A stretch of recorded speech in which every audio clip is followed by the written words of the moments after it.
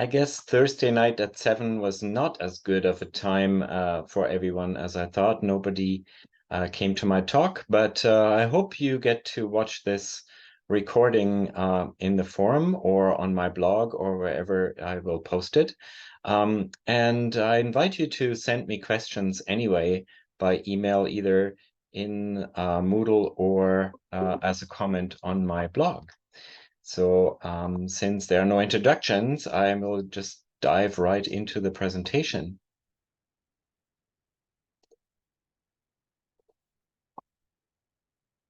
Oh, I guess I need to share my screen.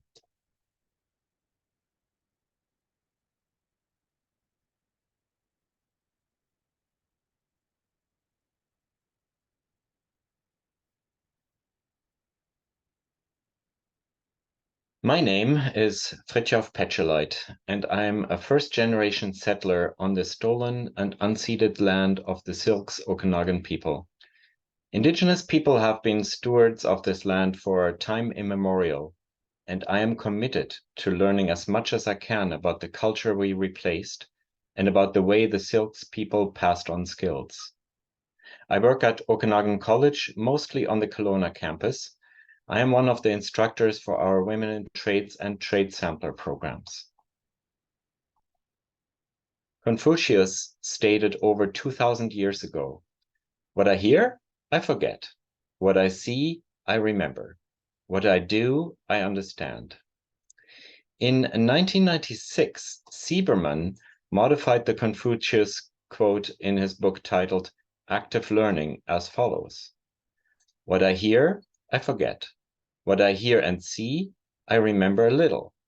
What I hear, see, and ask questions about or discuss with someone else, I begin to understand. What I hear, see, discuss, and do, I acquire knowledge and skills. What I teach to another, I master."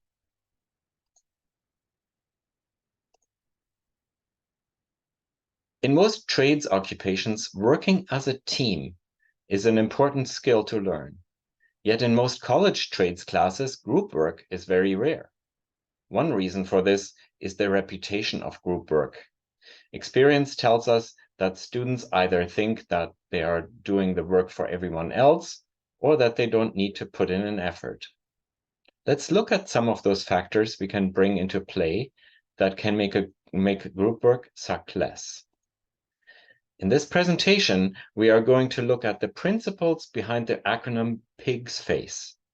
Next, I'm going to talk about roles in groups, and we learn how to implement those groups in Moodle.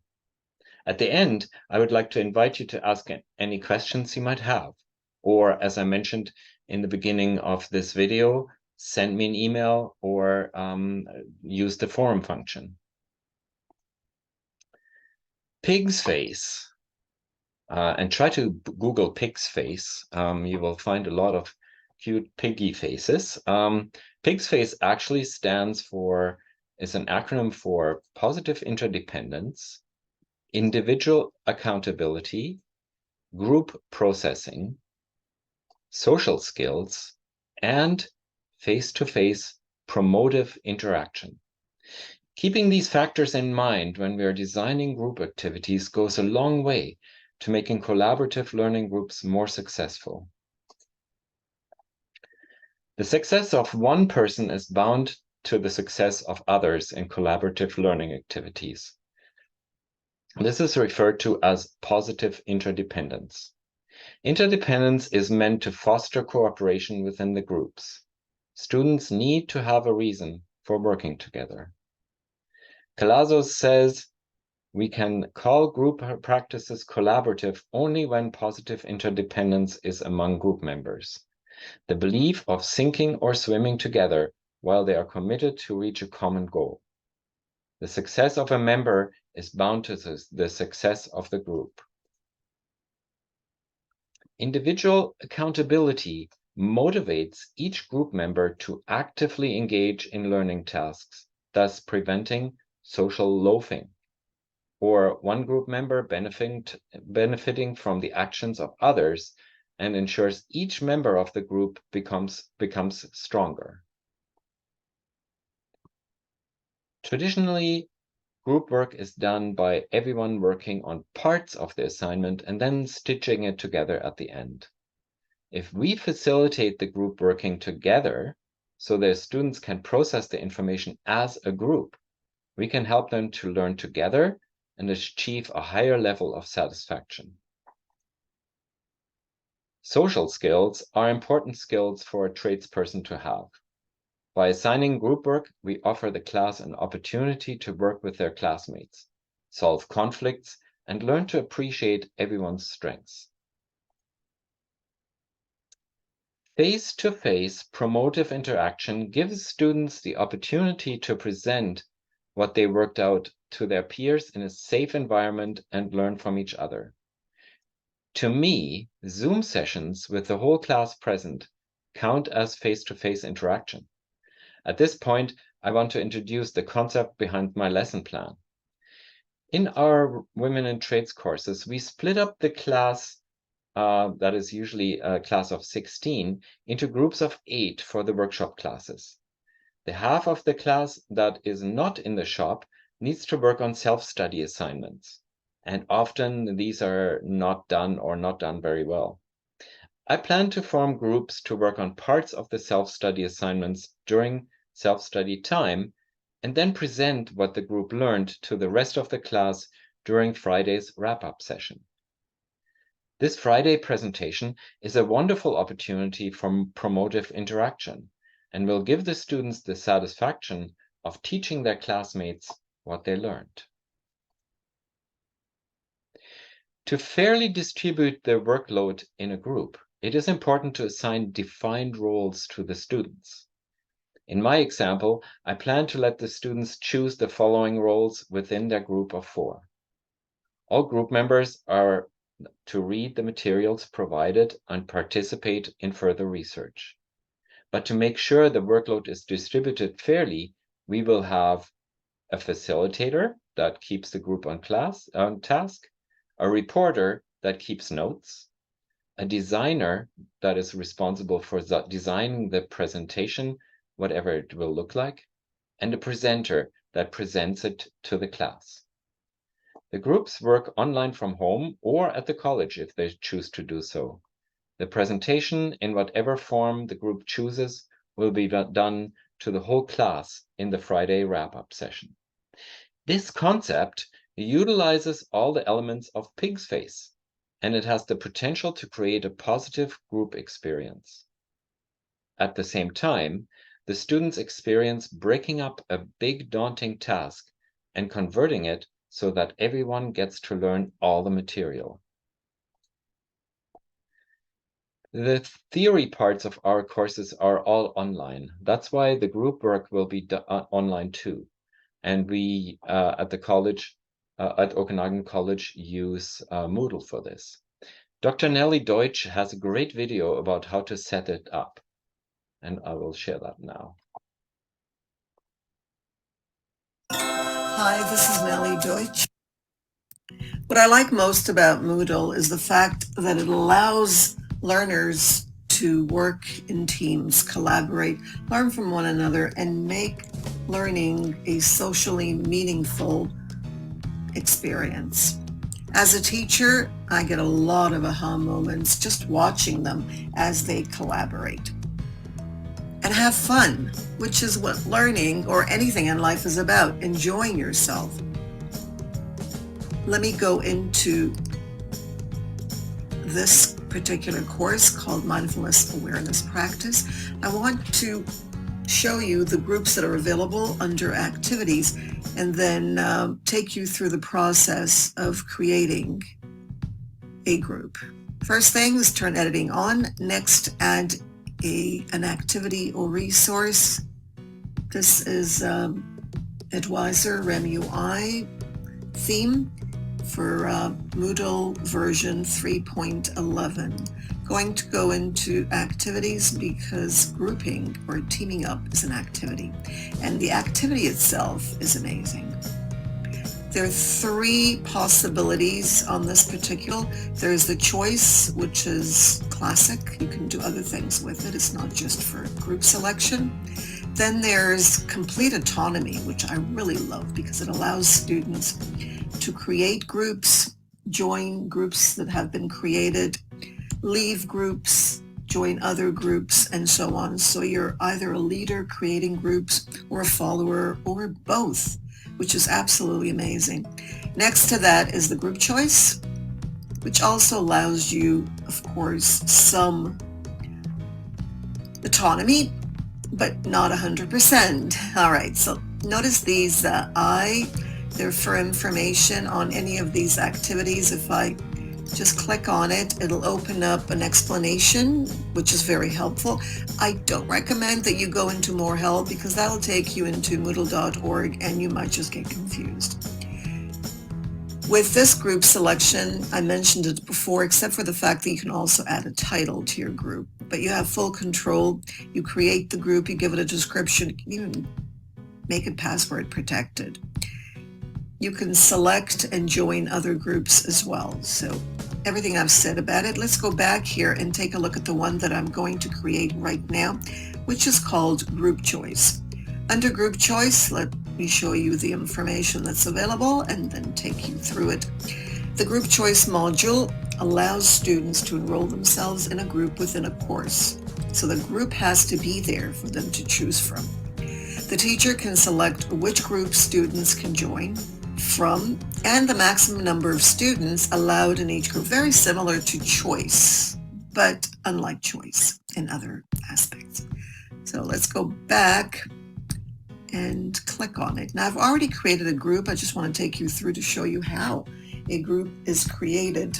First of all, I'll give the group choice name. And notice at the top here, you have to differentiate between names of activities that the students see. That's just a name to have, and other labels called names. So make sure that you're reading very carefully. Here it's the group choice name. It's the activity name, not the group itself, but the activity.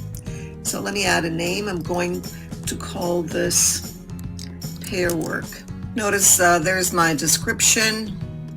Show results always. I believe in transparency, privacy results, publish full results showing the names. This is a course, so it's not really a privacy issues. Allow choice to be updated. Yes, I think that's reasonable. Show column for unanswered.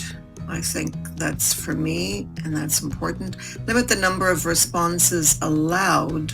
Nope, not going to limit. All right, so these are my groups. Notice they don't have any members in them. I just created groups, and I'll show you how that's done in a second. I'm going to click on Add Groups so that they're under Selected Groups. Participants will be able to choose from these groups. I may have to add more, depending, of course, on how many members I have in the course. So let me click on Add Groups and wait until that comes up. In the meantime, notice I can sort the groups by, okay, they're there here, by system default currently is name, or by creation date name. Okay, I prefer name, of course, that's the default. Restrict answering to a period, common module settings, there aren't any groups. This will be the group, and some of the work will be done in pairs. Restrict access, no restrictions. Now, activity completion, notice the options. I will add this condition because I think it's important. Show is complete when the user, and I can add this to their badge criteria, show is complete when the user makes a choice.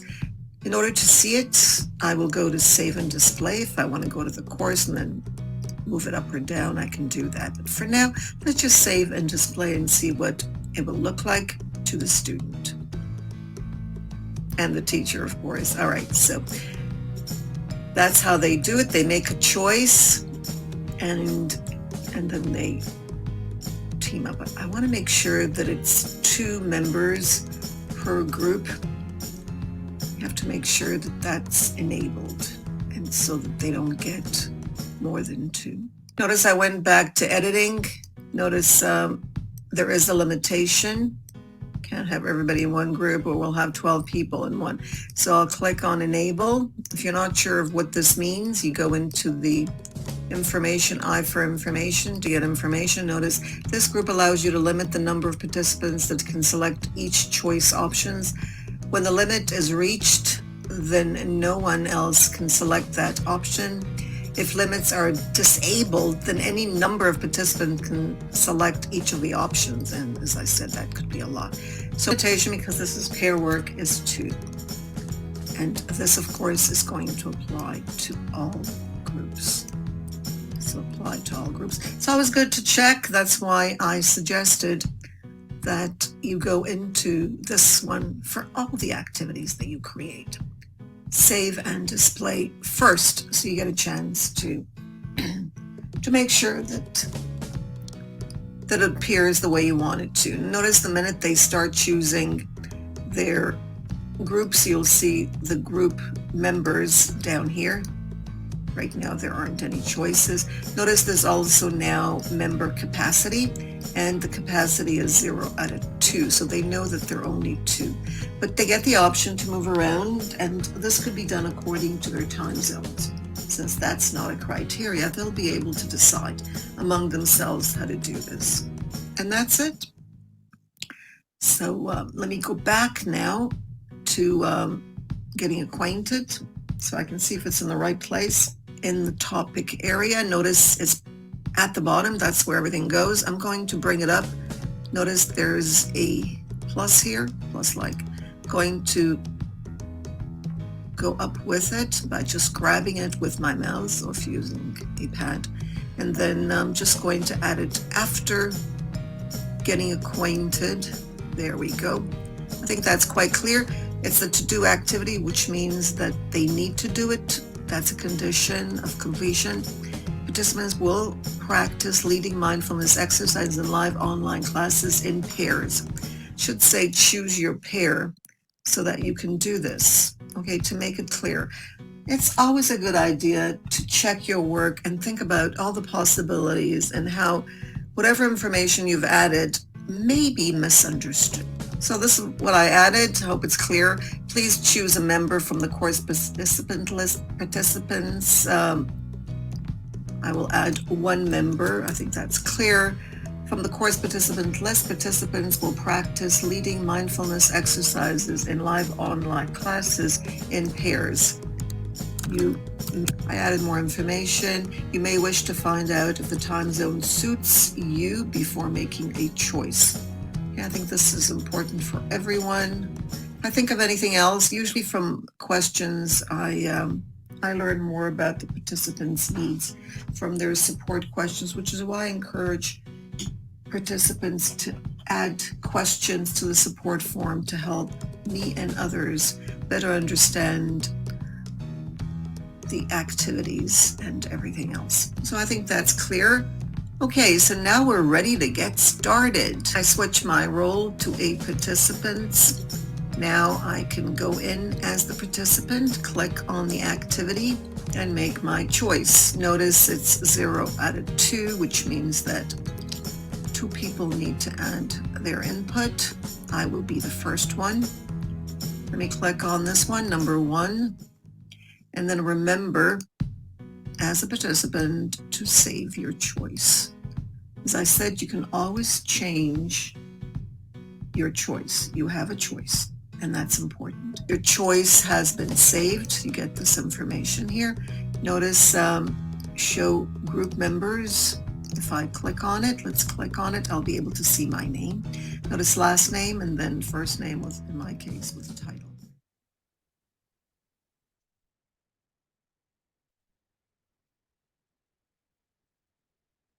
Yeah, Hi, this is Nellie Deutsch. I thought this video was really helpful, not because I wanted to make this presentation about Moodle, but because many of us use Moodle for our courses. And not only did it show really well what to watch out for when you're creating the Moodle elements, but also the particulars of this group function. And I really like this. It gives students a fair amount of autonomy, but it also gives me as an instructor the opportunity to get in and assign the students that have not made a choice. So it does actually allow both. There is also another version where you can just you choose the groups and then they work from there. In our case, this would be groups of four groups of four for 16 students, and they would work on one section of the self-study material. So this is great. Moodle is great for this. And as I say, in an online environment, Moodle and Zoom or whatever screen sharing program you use is a great way to have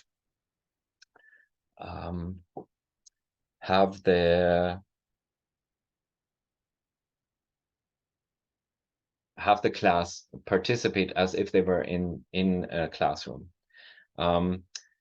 I will share the link to my resources or with the recording, as well as on my blog. There will be a link to my blog on there. I'd love for you to have a look at it and comment. The YouTube video that we just saw a section of is in there as well if you want to get more information. Dr. Deutsch has a lot of those kind of little Moodle videos that are very, very hands-on.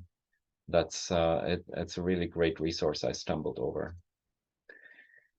We learned that group work doesn't have to suck, as long as we keep the principles of pig's face in mind and organize groups in a way that everyone has a specific responsibility.